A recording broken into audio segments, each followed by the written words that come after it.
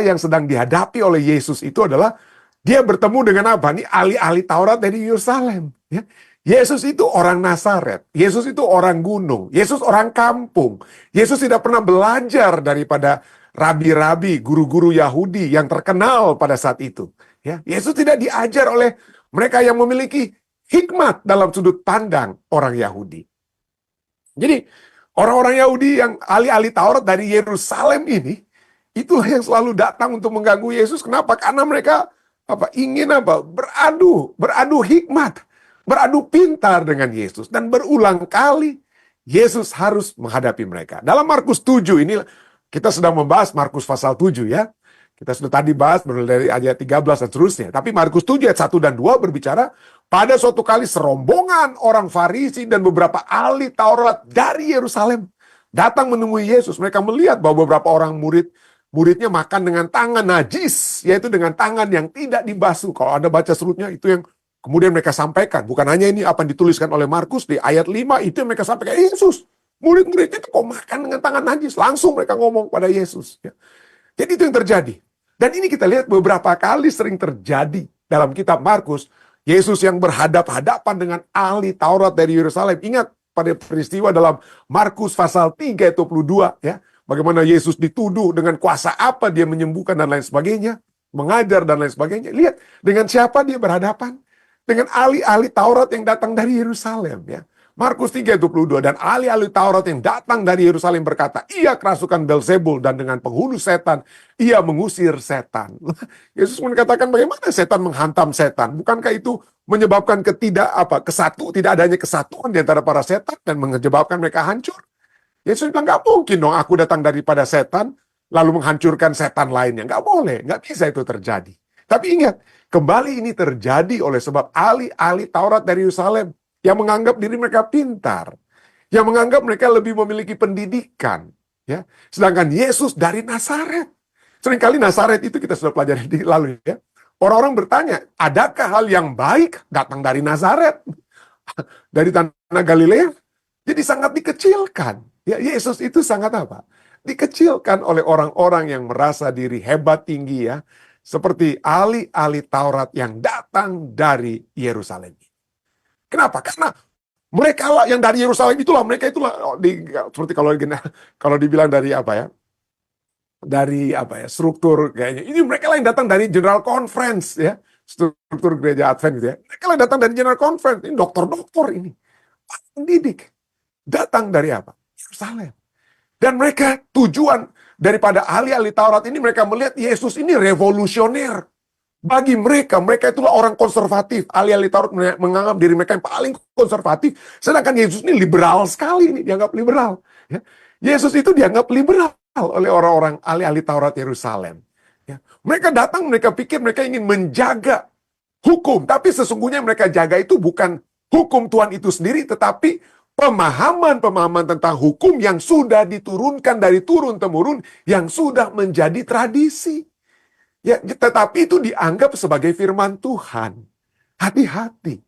Untuk dapat melihat firman Tuhan yang sesungguhnya, bukan dikatakan dari para pemimpin ahli-ahli Taurat yang datang dari Yerusalem.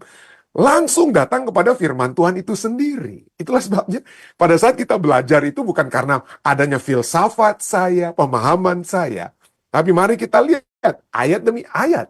Mari kita lihat apa yang langsung dikatakan oleh firman Tuhan. Bukan oleh hikmat saya, tradisi gereja atau apa. Tapi apa yang firman Tuhan katakan. Jadi inilah ya. Inilah yang dikatakan. Mari kita kembali baca ya. Mereka melihat nih ahli-ahli Taurat dari Yerusalem ini. Mereka melihat bahwa beberapa orang murid Yesus makan dengan tangan najis. Yaitu dengan tangan yang tidak dibasuh. Sebab orang-orang Farisi seperti orang-orang Yahudi lainnya tidak makan kalau tidak melakukan pembasuhan tangan lebih dahulu. Karena mereka berpegang pada adat istiadat nenek moyang mereka. Jadi sekali lagi, pembasuhan tangan itu bukan masalah kesehatan. Itu masalah adat istiadat. Ulang, pembasuhan tangan bukan masalah kesehatan. Kalau kesehatan, saya anjurkan Anda semua, kita semua. Ya.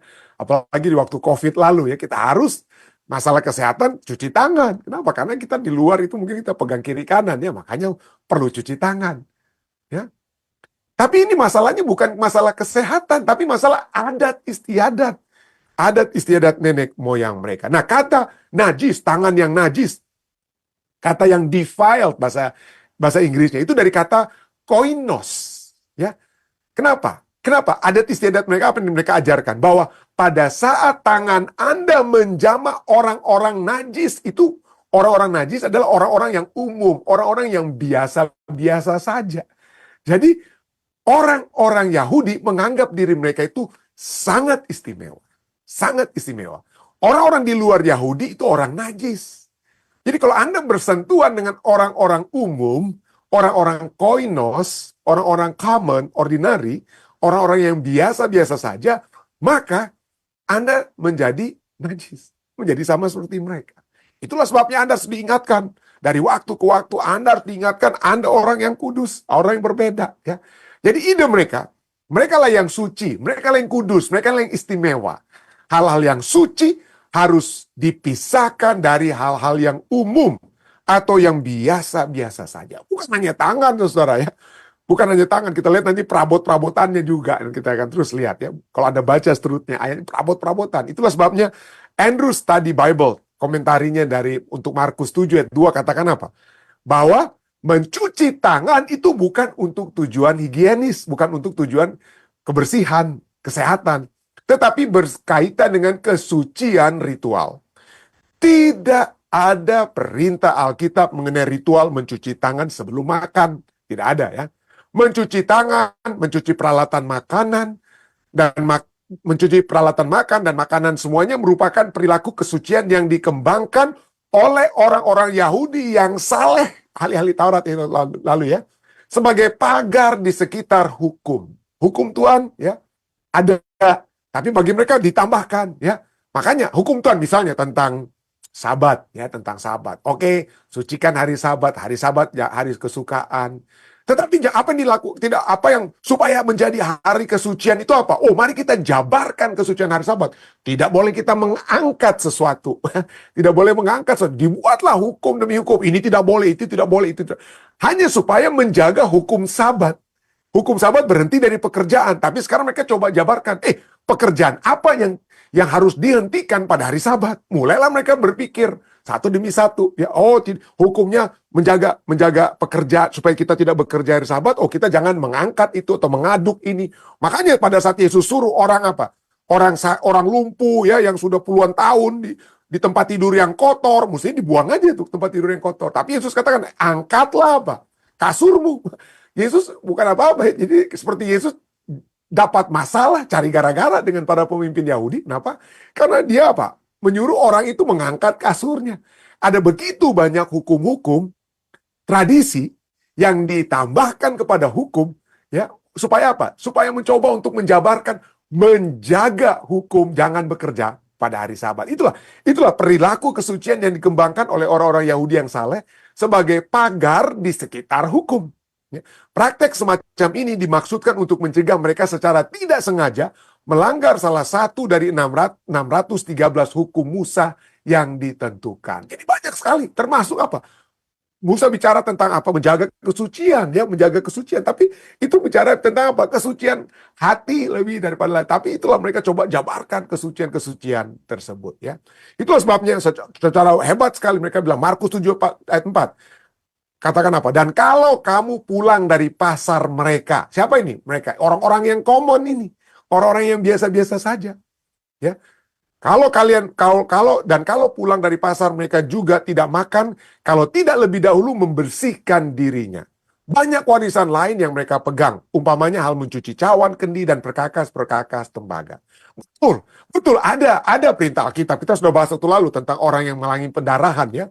Kalau kita bersentuhan dengan wanita yang mengalami pendarahan, ya tentu saja harus mencuci, ya harus disebut apa? Mencuci, harus mandi, dan itu hukum dalam kitab Imamat. Tapi sekarang mereka ini bukan hanya wanita yang pendarahan itu sudah ada hukumnya, dengan kata sudah ada hukumnya. Tapi sekarang mereka jabarkan orang kafir itu bagaikan orang najis, orang-orang yang bukan Yahudi ditambah-tambahkan hukumnya oleh ahli-ahli Taurat.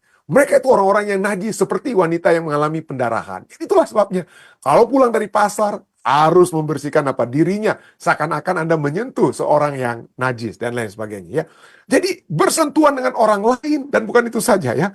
Idenya itu sepertinya bagus idenya dalam menjaga tradisi. Semua orang yang jaga tradisi, buat peraturan-peraturan di gereja, oh ini nggak boleh dibuat, ini boleh dibuat, ini nggak boleh dibuat, ini boleh, dan lain sebagainya. Itu pada mulanya itu tujuannya bagus. Tetapi harus dilihat, apakah itu dapat membawa apa? Membawa orang gantinya datang kepada Allah, justru lebih melihat ini peraturan demi peraturan yang harus ditegakkan. Ya, oh, saya bukan berarti saya tidak setuju dengan adanya peraturan-peraturan jemaat dan lain sebagainya, tidak, saudara. Tapi semuanya itu harus menjadi apa? Itulah bukan sebagai prinsip ya. Peraturan-peraturan jemaat itu bukanlah prinsip. Kalau Anda baca peraturan jemaat itu semua itu nyatakan demikian. Prinsipnya itu adalah firman Tuhan. Ya, itu prinsipnya. Peraturan-peraturan itu adalah policy atau penjabarannya yang seharusnya selalu itu harus disatukan, dihubungkan dengan prinsip firman Tuhan tersebut. Kalau peraturan jemaat atau yang ditambah-tambahkan itu melebihi roh daripada atau spirit daripada firman Tuhan atau prinsip firman Tuhan, maka itu harus hati-hati. Kita harus berhati-hati. Jadi itulah, ya, prinsipnya bagus nih orang-orang yang tambah-tambahkan apa? Policy tersebut ya. Tradisi tersebut sepertinya bagus ya.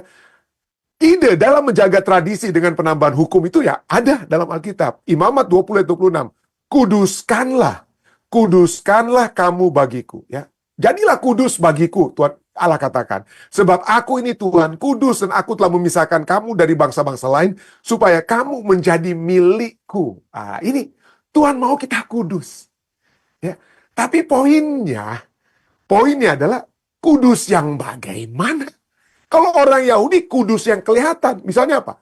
Pulang, masuk setelah dari pasar, harus kelihatan. Padahal air yang untuk mencuci tangan itu hanya bukan untuk dengan sabun, bukan. Tradisi mereka kalau kita sekarang dengan sabun, ya kita cuci supaya bersih dari jaga kesehatan, higienisnya ya. Tapi bagi mereka tidak. Mereka hanya apa? Taruh tangan, lalu diteteskan beberapa, bukan teteskan, tapi disiram sedikit airnya. Untuk apa? Supaya mereka bilang, oh saya sudah suci kembali dari bersentuhan dengan orang-orang najis di pasar dan lain sebagainya. Tapi Tuhan Yesus, Allah selalu sejak semula, kekudusan yang diinginkan Allah kita, itu adalah apa ya? Adalah supaya apa? Dari dalam hati. Dari dalam hati ya. Bukan dari dalam luar ya. Inilah serangan demi serangan yang sering kali terjadi. Serangan ahli Taurat itu. Mereka kata, mengapa murid-murid itu tidak hidup menurut adat istiadat nenek moyang kita, tetapi makan dengan tangan najis. Mereka lihat, mereka itulah. Pada saat mereka yang mempertahankan adat istiadat ini, mereka dengan hanya melihat itu dari mata jasmani. Mata jasmani. Karena mereka lihat murid-muridnya tidak cuci tangan. Tapi Yesus tidak hanya melihat dari mata jasmani. Yesus mau untuk kita semua dan Yesus sendiri melihat dari mata rohani. Mata rohani itu lebih daripada sekedar air yang dicurahkan di tangan. Tapi hati kita itu yang lebih utama. Itulah mata rohani. Harus kita bisa melihat bukan apa yang terjadi di luar, tetapi di dalam. Termasuk di dalam hati kita sendiri. Jawab Yesus, Markus 7:6, kepada mereka, benarlah nubuat Yesaya tentang kamu, hai orang-orang munafik. Sebab ada tertulis, bangsa ini memuliakan aku dengan bibirnya. Kenapa? Karena terlihat. Kelihatan kan kalau kita berdoa. Kelihatan kalau saya berkhotbah. Kelihatan kalau saya bikin ini, bikin itu, memuji Tuhan. Tapi adakah Anda melihat hati saya? Hanya Tuhan kan. Hanya saya yang bisa melihat hati saya sendiri. Jadi itulah sebabnya itu Tuhan mau. Kita melihat dengan apa? Mata rohani. Ya. Mata rohani. Lihat hati kita. Bukan apa? Apa yang kita dapat perlihatkan kepada orang lain. Itulah sebabnya bangsa ini, seperti kutipan dari Nabi Yesaya yang Yesus katakan kepada mereka. Bangsa ini memuliakan aku dengan bibirnya, padahal hatinya jauh daripadaku. Hatinya jauh daripadaku. Itulah sebabnya Yesus kemudian katakan apa? Dalam Markus 7, kembali dia jelaskan kepada murid-muridnya. Apapun dari luar yang masuk ke dalam seseorang, tidak dapat menajiskannya. Tetapi apa yang keluar dari seseorang, itulah yang menajiskannya. Kenajisan itu keluar dari dalam hati. Kenapa? Karena keluar dari dalam hati akan menjadi apa? Tindakan. Akan menjadi apa? Tindakan. Itu yang lebih penting, ya. Kita mungkin dapat melihat apa yang dimaksudkan. Apa yang dari luar yang masuk dalam seseorang tidak dapat menajiskannya, tapi bagaimana hati kita mengolahnya, ya. Kita seringkali orang dari luar bilang, oh Anda ini, saya tahu nih pendeta Rantung nih, kecilnya ini begini nih, waktu masa mudanya ini begini dia, betul. Mungkin betul juga ya. Apa yang orang bilang, oke. Tentang segala kenajisan-kenajisan yang saya buat, keburukan-keburukan yang saya buat, mungkin betul. Ya, orang bisa bilang, seperti orang bilang Yesus kan, ini Yesus kan dihina-hina. Nih, Yesus ini kan tukang kayu, anak Maria, itu kita sudah bahas lalu. Itulah hal-hal yang salah, hal-hal yang dalam tanda kutip yang najis yang disebutkan tentang kita, tapi betul itu bisa terjadi. Tapi apa yang lebih penting daripada itu, apa yang keluar dari seseorang. Orang bisa bilang, Rantung ini begini, Anda ini begini, Anda begitu, dan lain sebagainya. Tapi bagaimana hati Anda, dan bagaimana tindakan yang keluar dari dalam hati, itulah yang lebih penting. Kalau orang bilang, pendeta Rantung ini orangnya begini, lalu yang keluar juga seperti yang mereka bilang, ya memang betul. Tapi kalau yang keluar adalah kebaikan, ya, kebenaran, kesucian, dan lain sebagainya, itu yang dipentingkan. Tapi kalau keluar juga salah, ya itulah yang menajiskannya. Itu poinnya ya dari ayat ini. Jadi Markus 7, ayat 18-19, maka jawabnya pada saat murid-muridnya tanya, apa itu maksudnya dan lain sebagainya. Yesus katakan apa? Apakah kamu juga tidak dapat memahaminya? Tidak tahukah kamu bahwa segala sesuatu dari luar yang masuk ke dalam seseorang tidak dapat menajiskannya? Ayat yang kita sudah baca ya. Karena bukan masuk ke dalam hati, tetapi ke dalam perutnya, lalu dibuang di mana? Di jamban yang kamu makan. Ya, dengan tangan najis itu, ya kamu makan, itu tidak masuk ke dalam hati, itu masuk ke dalam perut, lalu kemudian kamu buang ya ke dalam jamban. Dengan demikian, ia menyatakan semua makanan halal. Ini bukan dia menyatakan semua makanan halal. Ia menyatakan semua tradisi-tradisi sehubungan dengan makanan itu apa? Itu yang menjadi apa? Halal. Dengan kata lain, apa itu? Artinya, dia tidak lagi memperhitungkan apa? Tradisi-tradisi Yahudi sehubungan dengan apa? Makanan. Tradisi-tradisi Yahudi sehubungan dengan makanan. Markus 7 ayat 22-23. Katanya lagi, apa yang keluar dari seorang itulah yang menajiskannya. Sebab dari dalam hati orang timbul segala pikiran jahat, percabulan, pencurian, pembunuhan, dan seterusnya. Ini Anda bisa lihat. Semua hal-hal jahat itu timbul dari dalam. Jadi bukan yang di luar. Mata luar kita, pendengaran luar itu oke. Tapi yang lebih penting adalah mata rohani. Pendengaran rohani yang membawa kita untuk menurut. Tangan najis. Poin lainnya. Tangan najis. Sumber-sumber kontaminasi eksternal. Tidak ada apa-apanya dibandingkan dengan sifat-sifat buruk internal yang menggelapkan dan menajiskan hati. Itu lebih penting. Oke, Yesus katakan oke. Ya. Kalau murid saya tidak makan karena tangannya itu kotor, menajiskan orang-orang, karena bersentuhan dengan orang-orang kafir yang Anda anggap kafir, tangannya najis. Tapi lihat, ya, bersentuhan dengan orang kafir, betul, itu dapat berbahaya, mungkin kita katakan. Anda dapat dalam persahabatan, Anda bersahabat dengan orang-orang kafir di tempat bekerja Anda, mungkin saat ini ya, kalau diaplikasikan ya. Anda bersahabat dengan orang-orang yang duniawi dan kata lain ya, tentu saja harus hati-hati ya, karena pengaruh-pengaruh buruk mungkin dapat. Tapi lebih daripada itu adalah apa? Bukan bagaimana kehidupan yang Anda hidupkan di tengah-tengah mereka untuk menjadi terang bagi mereka, bukan mengikuti kebiasaan-kebiasaan mereka. Itu yang lebih penting. Apa yang lebih internal itulah yang menentukan. Yang internal lebih menentukan dari hal internal. Jadi dia bukan menyatakan semua makanan itu halal. Bukan. Ya, bukan. Ya, jadi seperti pertanyaan kita. Apakah Markus 5:19 ini menyatakan kepada kita untuk sekarang dapat memakan binatang-binatang yang diharamkan dalam Imamat 11 dan Ulangan 14 ayat 3 sampai 21? Bukan. Ya, yang Yesus katakan, ia menyatakan semua makanan halal itu bukan. Kenapa? Karena dalam Alkitab tidak pernah binatang haram disebut sebagai makanan. Yang disebutkan sebagai makanan itu semuanya itu pasti halal, dari binatang halal ya. Bukan ya. Kenapa? Ini pertama-tama kita lihat ya dalam Markus 7 itu masalah utama itu sekali lagi kita sudah bahas dari tadi. Masalah utamanya adalah tradisi Yahudi yang apa? Yang bertentangan dengan hukum atau perintah Allah ya. Ya. Seperti kita sudah pelajari, orang hukum Allah katakan hormatilah orang tuamu. Lalu orang Yahudi apa? Waduh, buatlah tradisi-tradisi sampai tradisi mereka itu bertentangan dengan hukum Allah. Karena mereka, seperti saya sudah bahas tadi di bagian waktu kita baca pelajaran sahabat ya. Hukum Allah katakan, hormatilah orang tuamu. Tapi untuk supaya mereka apa? Berpikir, wah ini ada tradisi Yahudi. Yesus katakan, kamu berkata, firman Tuhan katakan, hormatilah orang tuamu. Tapi Markus 7:11-13 Yesus katakan, kamu berkata, ini tradisimu ya. Kalau seseorang berkata kepada bapaknya atau ibunya, apa yang ada padaku yang dapat digunakan untuk pemeliharaanmu, sudah digunakan untuk korban, yaitu persembahan kepada Allah. Maka kamu tidak membiarkannya lagi berbuat sesuatu pun untuk bapaknya atau ibunya. Dengan demikian firman Allah kamu nyatakan tidak berlaku demi adat istiadat yang kamu ikuti itu. Jadi mereka buat-buat tambahan-tambahan hukum. Ya, buat-buat tambahan hukum. Jadi apa yang mereka buat ya, kami harus hormat orang tua, membantu orang tua. Tapi sekarang ini untuk pemberian kepada Tuhan. Ya, walaupun mungkin hanya sekedar untuk rencana. Supaya apa? Supaya tidak membantu orang tua. Yesus katakan itu kan adat istiadat kamu yang berlawanan.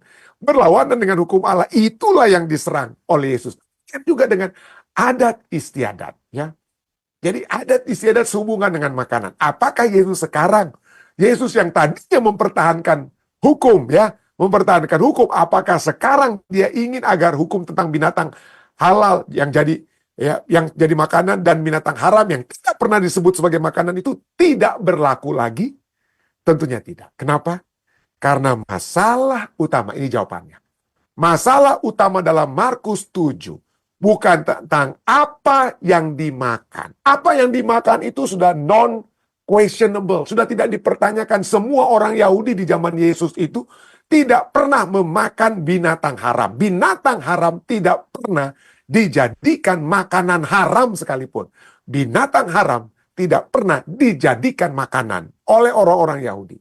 Yesus biasanya itu, kalau ada makanan yang pada saat dia memberikan makan kepada 5.000 orang, kemudian kita akan pelajari nanti 4.000 orang, ada sisa makanan, kemudian disuruh apa? Kumpulkan, bawa pulang. Yesus itu sayang makanan, ya. Dia tidak buang-buang makanan, saudara. Nah, kalau misalnya kita sudah pelajari tentang pada saat apa yang terjadi dengan orang yang kerasukan setan di Gerasa atau Gadara itu ya. Pada saat itu apa yang terjadi dengan legion itu, setan-setan itu? Mereka minta untuk masuk ke mana? Ke 2.000 binatang apa itu? Apa nama binatangnya? Ingat? Babi ya, kepada babi-babi. Ada 2.000 babi. Nah, kalau babi-babi itu adalah makanan, kalau jadikan makanan, maka Yesus bilang, jangan dong. Sayang dong untuk makanan. Babi itu jangan kamu masuk situ. Akhirnya babi itu binasa jadi apa? Binasa jadi mati, lemas semua binatang-binatang. Sayang dong, makanan jangan buang-buang. Itu seharusnya Yesus buat kan. Tetapi itulah ya. Kenapa? Karena binatang tersebut, ya seperti babi tersebut, itu bukan tidak dapat menjadi apa? Makanan. Ya. Dan kalau Anda membaca kitab Yesaya kembali juga berbicara tentang pada saat orang-orang yang pada saat Yesus datang pada saat kesudahan dunia ini, orang-orang yang makan babi dan lain sebagainya, binatang yang diharapkan untuk menjadi makanan itu firman Tuhan yang katakan, bukan saya. Nah, saya tidak tulis firmannya sekarang, semua Anda yang pelajari sendiri dari kitab Yesaya ya. Itu tidak boleh jadi makanan. Jadi masalah utama pada saat Yesus dikatakan Yesus menghalalkan semua makanan, bukan semua makanan dalam arti apa yang dimakan, tetapi bagaimana itu dimakannya. Ya. Jadi bukan tentang what, tetapi tentang how. Karena makanan itu, bagaimana cara memakan makanan, tangan harus ditaruh apa? Air lebih dahulu, disiram dengan air. Supaya tangan itu disucikan, karena pernah bisa mungkin saja telah berhubungan dengan orang-orang kafir di pasar. Jadi sekali lagi, konteks Markus 7 tidak sedang berbicara tentang apa yang masuk ke dalam perut, tentu kemudian dibuang ke jamban, tapi ini berbicara tentang masalah hati. Ya. Masalah hati orang-orang Yahudi yang jauh daripada Tuhan. Mau apa yang hanya kelihatan di luar, yang dapat ditunjukkan di luar. Tetapi biarlah kita, seperti yang Yesus ajarkan, bukan melihat dari apa yang masuk ke dalam diri kita, tetapi apa yang keluar.